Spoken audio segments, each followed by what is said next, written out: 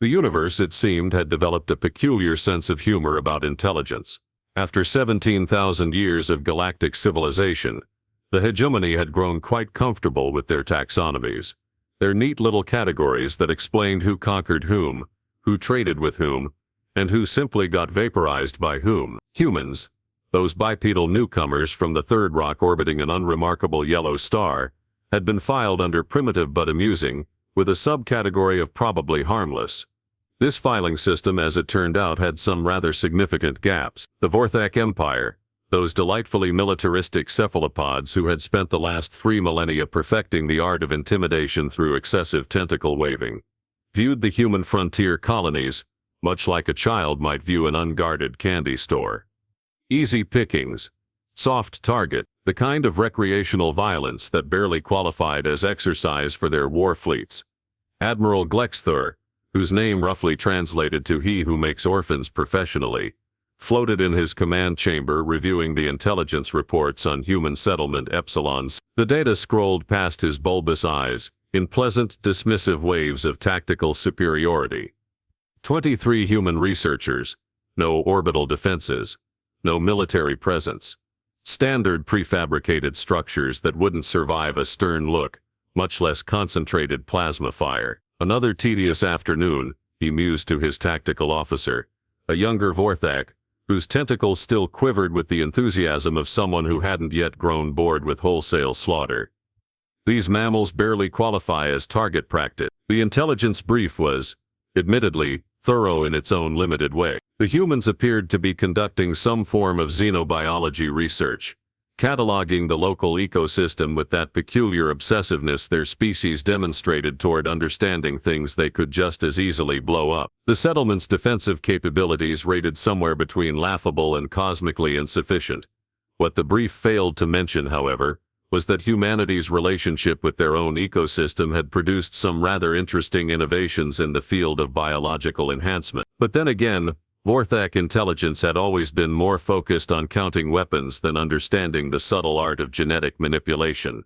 The research outpost itself perched on Epsilon 7's second continent, like a metallic pimple on an otherwise pristine landscape. Hendricks, the mission commander whose gray beard had grown considerably grayer during their 18-month deployment, stood at the main viewport, watching the sunrise paint the alien sky in shades of copper and jade. Behind him, his team bustled about their morning routines with the comfortable efficiency of people who had learned to find normalcy in the profoundly abnormal. "Beautiful morning for potential extinction," remarked Foster, the team's xenogeologist, as she reviewed the overnight sensor readings. Her tone carried that particular brand of gallows humor that kept research teams sane when stationed several thousand light-years from the nearest decent coffee. The settlement's early warning systems had been pinging intermittently for the past 6 hours, detecting the subtle gravitational distortions that suggested incoming faster-than-light travel. Standard protocol demanded immediate evacuation procedures, but standard protocol had been written by people who had never tried to pack 18 months of irreplaceable research into emergency shuttles designed for weekend camping trips. "How long do we?" Hendricks asked, though they all knew the answer would be simultaneously too much and not nearly enough time.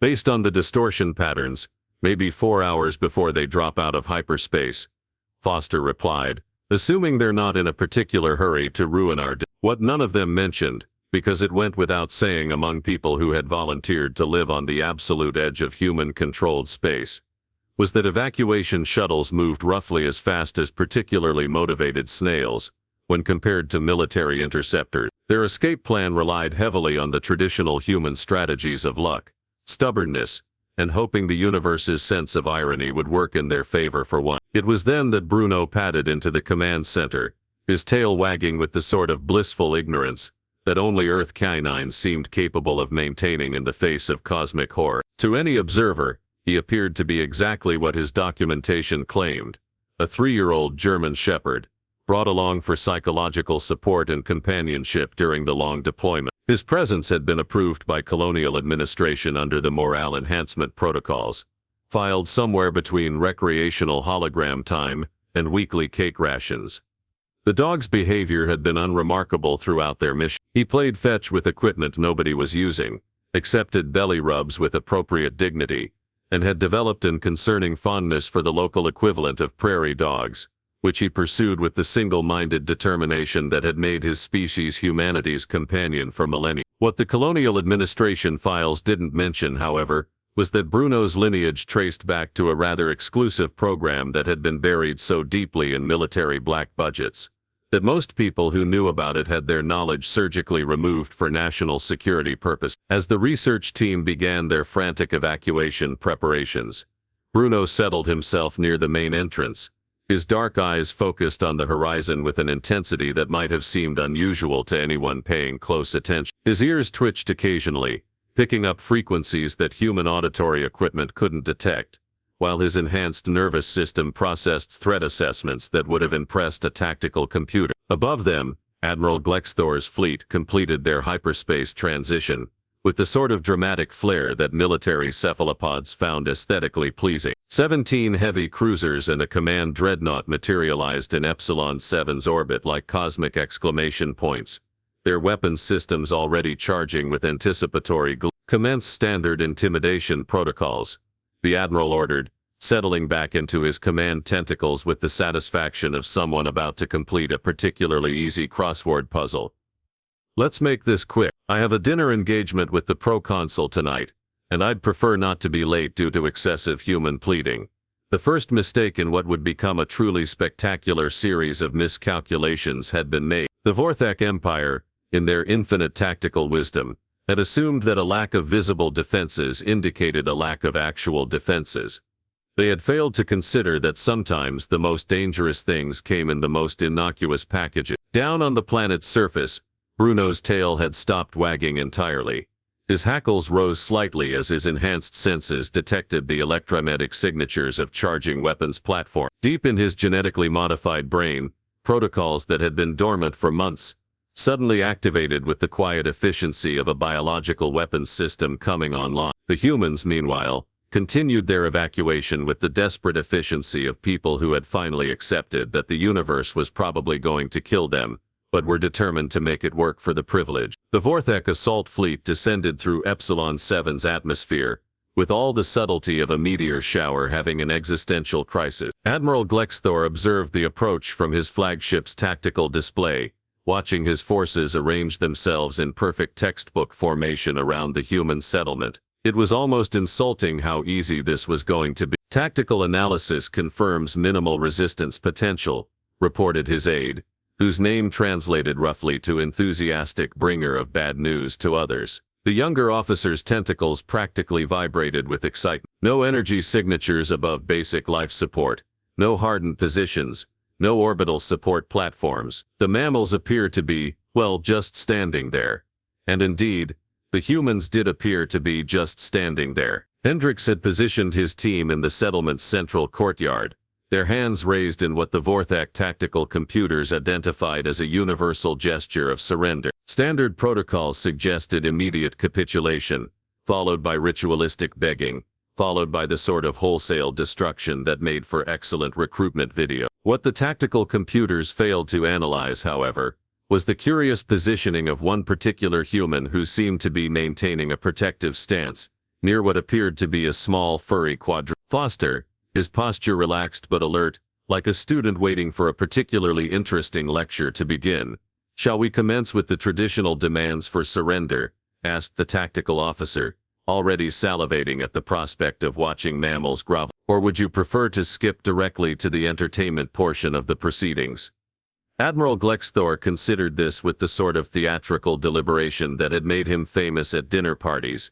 "Let's savor the moment. Signal the human. Inform them that their pathetic existence is about to be upgraded to formerly pathetic existence."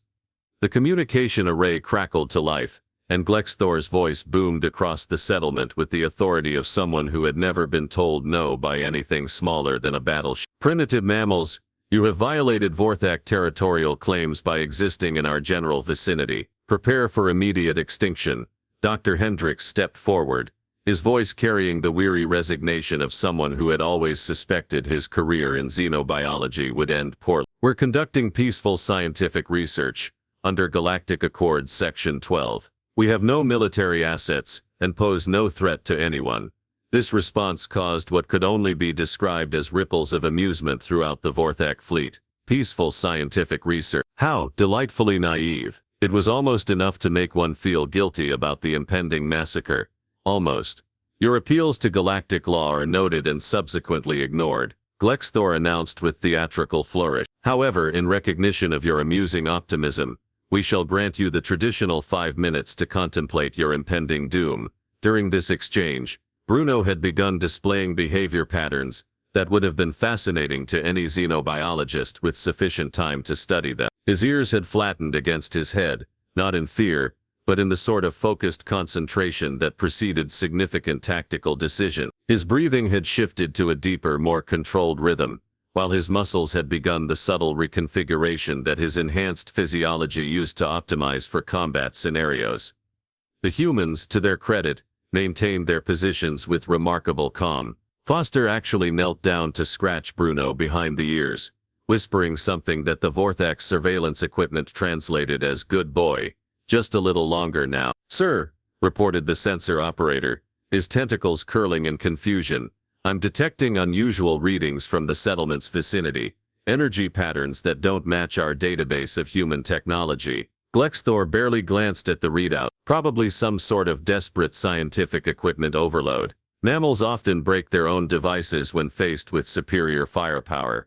It's quite pathetic, really. What the Vorthak sensors were actually detecting was the activation of biological systems that had been developed in laboratories so classified that their existence was known only to a handful of people, most of whom had been sworn to secrecy under pain of being fed to whatever was in the laboratory tanks marked "Do not feed under any circumstances." Bruno's enhanced metabolism had shifted into what the project designers had euphemistically called engagement mode. His heart rate had tripled, his reflexes had accelerated to superhuman levels, and his sensory processing had expanded to encompass electromagnetic spectrums that most sentient species couldn't even detect. The genetic modifications that had been carefully woven into his DNA were finally expressing themselves in ways that would have made his creators either extremely proud or deeply terrified. Probably both. "Time remaining, 2 minutes, announced Glexthor, settling back to enjoy the traditional human panic that should have been erupting by now. Instead, the mammals seemed to be petting their animal. Are they performing some sort of primitive ritual? Unknowns. Perhaps they're trying to appease their deity through animal sacrifice. This interpretation seemed reasonable to the Vorthak command staff, who had spent millennia assuming that any behavior they didn't understand was probably either religious fanaticism or advanced stupidity. They had never encountered a species that genetically enhanced their companions for purposes other than food production or entertainment. Bruno stood up slowly, his movement carrying a fluid precision that would have impressed a professional dancer. He padded forward a few steps, positioning himself between the research team and the descending assault craft with the casual confidence of someone who had just realized they were exactly where they needed to be. 30 seconds, Glexthor announced, his voice taking on the sort of anticipatory glee that made his species unsuitable for diplomatic positions. Prepare primary weapon. Standard intimidation barrage, followed by... The Admiral's order was interrupted by his sensor operator, whose tentacles had gone rigid with confusion. "Sir, I'm detecting massive energy spikes from the settlement. The readings are... They're off our scales, sir. Impossible. Scan for hidden weapon installations. Sir, the energy is biological in origin. It's coming from the small quadruped." There was a moment of silence in the Vorthak command center as the implications of this statement failed to penetrate the collective consciousness of beings who had spent their entire evolutionary history assuming that anything small and furry was automatically harmless. "Repeat that, officer." "The energy readings are emanating from what appears to be a domesticated Earth canine, sir. Specifically from its entire muscular and nervous system." Bruno tilted his head slightly, his dark eyes focusing on the nearest assault craft with the sort of attention that wolves gave to particularly interesting prey. Deep in his enhanced brain, target acquisition systems that had cost more than most planetary defense budgets locked onto 17 different aircraft with the methodical precision of a biological computer designed for a very specific purpose. His tail wagged once. Just once. The universe, as it happened, had been conducting its own little experiment in irony for the past several million years. While the Vorthak Empire had been perfecting the art of intimidation through superior firepower, and while various other galactic civilizations had been developing increasingly sophisticated methods of destroying each other, one small blue planet had been quietly working on something far more subtle: the optimization of biological partnerships. Project Cerberus, buried so deep in Earth's military black budget that it technically didn't exist, had begun with a simple question: what would happen if humanity's oldest ally received the same genetic enhancements that were being developed for human soldiers? The answer, as it turned out, was something that made conventional weapons look like strongly worded letters. Bruno's transformation was not the dramatic movie-style metamorphosis that most species expected from enhanced beings. Instead, it was a quiet, terrifying display of biological engineering at its finest. His muscles didn't bulge, they simply became more efficient.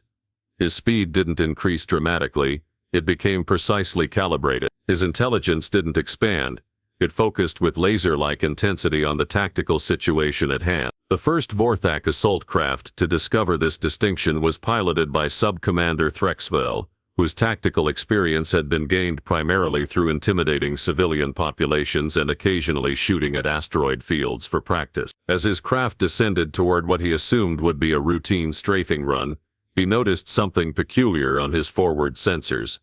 The small quadruped had moved, not in the panicked random way that prey species typically moved when faced with overwhelming force, but with the sort of calculated precision that suggested it had been waiting for exactly this moment. Bruno had positioned himself in the center of the settlement's courtyard, his head tilted at an angle that would have seemed merely curious to anyone unfamiliar with advanced targeting systems. "Control, are you seeing the?" Threxville reported, his voice carrying the first hint of uncertainty that had entered Vorthak communications all day. "The animal appears to be tracking my approach vector." Admiral Glexthor's response crackled through the comm system with diminishing confidence. "It's a primitive mammalian pet. Continue your approach." What happened next would later be analyzed by military strategists across 17 different star systems, though most of them would conclude that the official reports had been exaggerated for dramatic effect. Bruno crouched slightly, his enhanced muscles coiling with potential energy that had been calculated to the precise joule. His genetically modified nervous system processed the incoming craft's speed, trajectory, and structural weak points with the sort of mathematical precision that would have impressed a targeting computer. Then he jumped. The leap itself defied several laws of physics that the Vorthak had previously considered non-negotiable. Bruno covered the 100-meter distance between ground and aircraft in a single bound, his trajectory calculated with the precision of a ballistic missile and the grace of a creature that had been designed by people who understood that sometimes the old ways were the best way. Threxville had approximately 0.3 seconds to process the fact that his forward view screen was now filled with the image of an Earth canine that appeared to be grinning. His tactical computer, designed to track incoming projectiles and enemy fighters, simply gave up and displayed an error message that roughly translated to "input does not compute. Suggest immediate career change." Bruno's genetically enhanced claws, which had been designed by engineers who understood that sometimes subtlety was less important than effectiveness, punched through the assault craft's armored hull like tissue paper. His enhanced bite strength, calculated to exceed the pressure requirements for breaching military-grade composites, found the primary power coupling with the sort of instinctive precision that had made his unenhanced ancestors humanity's most effective hunting partner. The craft's explosion was visible from orbit, though Admiral Glexthor was still processing the impossibility of what his sensors had recorded. "Report, what just happened to Assault Craft 7? "Sir," came the bewildered response from his tactical officer, "it appears to have been destroyed by a dog, sir." "Repeat that, officer. Repeat that, officer." The Earth canine. It jumped approximately 100 meters vertically, penetrated the craft's hull and caused a catastrophic systems failure. Estimated time of engagement 4 seconds. In the brief silence that followed, Bruno landed gracefully back in the settlement's courtyard, his tail wagging with the satisfaction of a job well done. He paused to shake a bit of debris from his fur, then looked up at the remaining 16 assault craft with the sort of patient interest that wolves displayed when evaluating a particularly large herd. The second craft to investigate found itself facing a creature that had learned something important during his first engagement: Vorthak aircraft had a structural weakness near their main engine housing that could be exploited by applying approximately 2,000 pounds of pressure at a precise angle. Bruno filed this information away for future reference, then proceeded to demonstrate his findings on Assault Craft 12. "Sir," reported the increasingly panicked tactical officer, "we're losing aircraft at an unprecedented rate. The Earth animal appears to be employing advanced tactical maneuvers that are not in our database." Admiral Glixthor's tentacles had begun the sort of nervous writhing that indicated deep philosophical confusion. How is a domesticated pet destroying military hardware? What the Admiral was witnessing was the end result of humanity's peculiar approach to genetic enhancement. While other species had focused on creating bigger, stronger, more heavily armed soldiers, human scientists had taken a different approach. They had looked at the partnership between human and canine that had endured for thousands of years and asked a simple question: what if we made it better? Bruno's enhanced intelligence allowed him to process tactical information at superhuman speed. His modified musculature provided strength and agility that exceeded the design parameters of most military equipment. His improved senses gave him awareness of electromagnetic signatures, structural stress patterns, and threat assessments that would have impressed a dedicated AI system. But perhaps most importantly, his genetic modifications had preserved the one characteristic that had made dogs humanity's most trusted companions: absolute, unwavering loyalty to his pack. And right now, his pack was being threatened. The systematic destruction of the Vorthak assault fleet proceeded with the sort of methodical efficiency that would have made military instructors weep with pride. Bruno didn't waste energy on dramatic displays or unnecessary violence. He simply identified each craft's optimal vulnerability, applied the precise amount of force necessary to neutralize the threat, and moved on to the next target. By the time Admiral Glixthor ordered a full retreat, Bruno had personally destroyed 14 assault craft, disabled 2 others, and was in the process of calculating attack vectors for the remaining fleet elements in orbital position. His enhanced stamina showed no signs of fatigue, and his tactical assessment indicated that the current engagement was proceeding well within acceptable parameters. Hendricks, who had been watching the proceedings with the sort of professional fascination that came from spending years studying impossible things, finally broke the stunned silence among his research team. "Good boy, Bruno," he said quietly, pulling a tennis ball from his pocket. "I think they got the message." Bruno's ears perked up at the sight of his favorite toy, his tail beginning to wag with the sort of enthusiasm that had nothing to do with tactical superiority and everything to do with being a very good dog who deserved to play fetch. The emergency session of the Hegemony Council convened exactly 72 hours after what would become known in military academies as the Epsilon. Though most tactical instructors preferred the less formal designation of why you should always read the fine print on intelligence reports, Ambassador Quelix of the Hegemony's Intelligence Division floated before the assembled delegates with the sort of existential exhaustion that came from having to explain how 17 military vessels had been destroyed by what their files had classified as emotional support fauna. Her prepared statement, which had gone through 14 revisions and a psychological evaluation, began with what she considered to be admirable restraint. "Esteemed colleagues, it appears we may have made certain assumptions about human defensive capabilities that require immediate revision." The understatement of the galactic cycle, as it happened, was delivered with the sort of diplomatic precision that had kept interstellar wars from starting over. Less significant revelations. The assembled delegate, representing 47 different species and approximately 12 different methods of expressing profound confusion, waited for elaboration with the patience of beings who had suddenly realized they might not understand the universe quite as well as they had previously assumed. "Our initial assessment of human settlements as strategically insignificant targets has proven to be incomplete," Quelix continued, consulting notes that had been triple-checked by a team of analysts, who were still requesting transfers to desk jobs in less intellectually challenging sectors. "It appears that humans have developed biological enhancement technologies that extend beyond their own species." The Zephyrian delegate, whose species had spent the last millennium perfecting the art of being unimpressed by everything, raised a appendage that might have been a "Are you suggesting that the mammals have weaponized their pets?" That terminology, while technically accurate, fails to capture the full scope of the situation, Quelix replied, her voice carrying the sort of careful neutrality that diplomats used when discussing things that made them want to hide under their desk. Our analysis suggests that humans have formed symbiotic partnerships with enhanced biological entities that retain the psychological characteristics of domesticated companions, while possessing military capabilities that exceed most conventional weapons systems. The translation systems throughout the chamber worked overtime to convert this statement into terms that various species could comprehend. The results ranged from weaponized friendship in Vorthak to something that roughly meant evolution's practical joke, in the crystalline harmonic language of the resonant collective. Admiral Glexthor,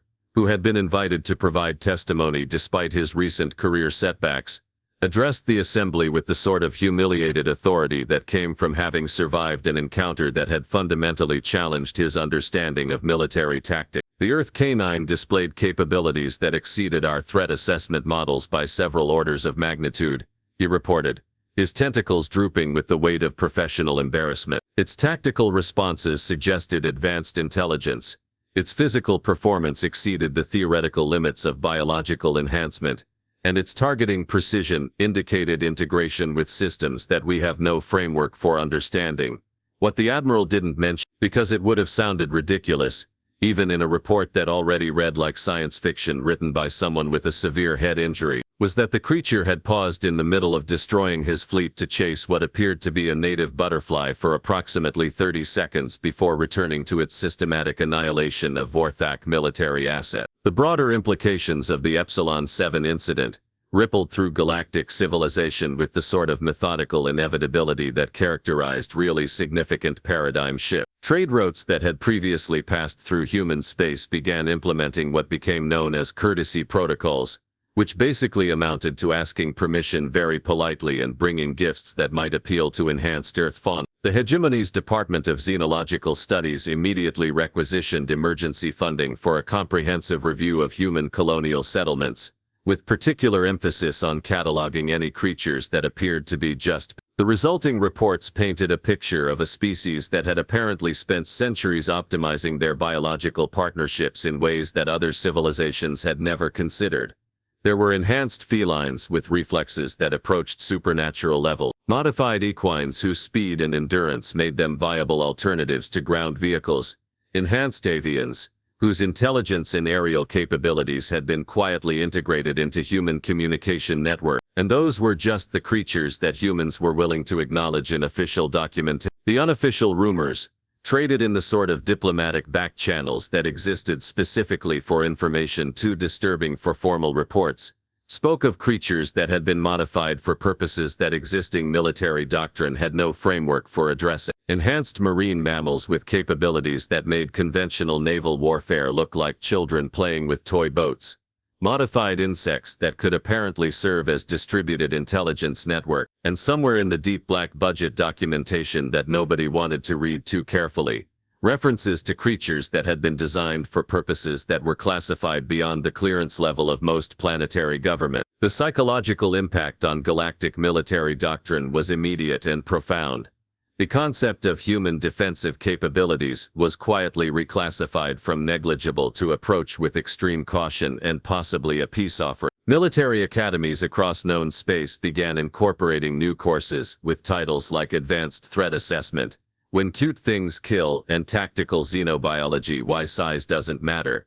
The Vorthak Empire, whose military reputation had previously been based on their ability to intimidate civilizations into submission, found themselves in the awkward position of having to explain to their enemies why they were now afraid of creatures that other species brought to diplomatic meetings for emotional support. Their recruiting slogans, which had previously emphasized their commitment to crushing all opposition, were quietly revised to include disclaimers about the scope of their operational capability. But perhaps the most significant change was in how galactic civilization viewed the concept of intelligence itself. The humans, with their peculiar approach to biological partnership and their tendency to enhance creatures that most species considered decorative, had demonstrated that intelligence didn't always manifest in ways that existing frameworks could predict or understand. Hendricks, who had returned to his research with a new appreciation for his four-legged colleague, received a commendation from colonial administration that was so heavily classified that he wasn't allowed to read it himself. Bruno, meanwhile, received a new tennis ball and a promotion to senior research associate, a title that came with expanded treat privileges and official recognition of his contribution to interstellar diplomacy. The final irony, which would have amused the universe's apparent sense of humor, was that humanity's most effective ambassadors turned out to be creatures that had been bred for companionship, loyalty, and the simple joy of playing fetch. In a galaxy filled with beings who had spent millennia perfecting the art of intimidation, conquest, and strategic superiority, the most feared defensive system belonged to a species that had looked at their best friends and decided to make them even better at being best friends. And somewhere in the files of colonial administration, a note was quietly added to the standard deployment protocols for frontier research stations. Enhanced fauna assignments should be considered equivalent to Class A military deterrent. Recommend treating all Earth animals as potential strategic assets until proven otherwise. The universe, it seemed, had been waiting a very long time to remind everyone that the most dangerous things often came with wagging tails and an enthusiasm for belly rubs.